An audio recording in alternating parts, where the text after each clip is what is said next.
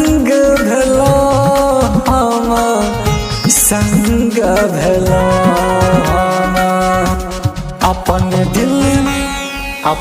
दिल जान बना के रखब हम दिल में बसा के।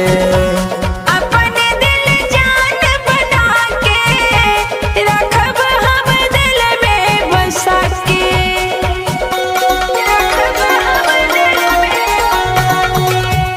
पाएब अहाँ के धन्य भेलहुँ हम जन्म जन्म ले संग भेलहुँ हम संग भेलहुँ हम।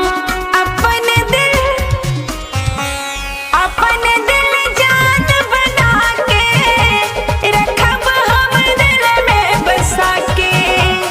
अपन दिल जान बना के रखब हम दिल में बसा के।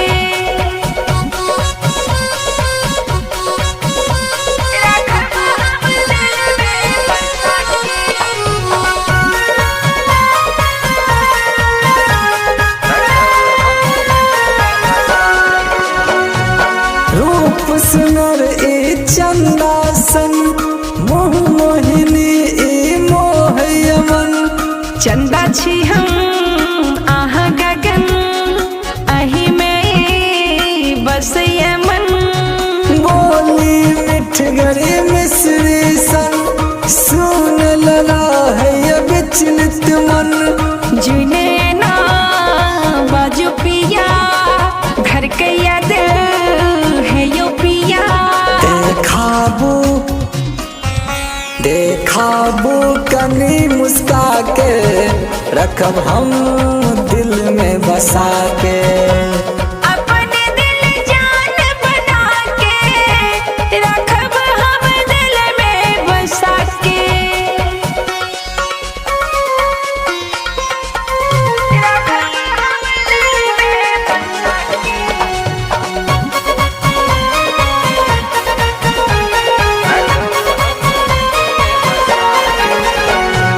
हमरा घर आलिए अबते स्वर्ग बनलिए। हैते नहीं यहाँ बिना मोहन बिना राधा कहाँ। सच में आहा छी लक्ष्मीनिया हमरा मन के छी महारानिया। रानी छी हम राजा अहाँ किछ नहीं छी हम अहाँ बिना। ने लागे नजर आहा के रखब हम दिल में बसा के। ने लागे नजर आहा के रखब हम दिल में बसा के।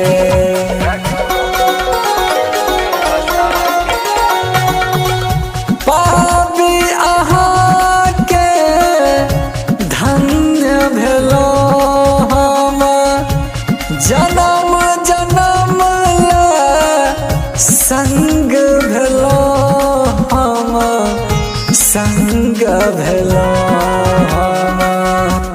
अपन दिल जान बना के रखब हम दिल में बसा के।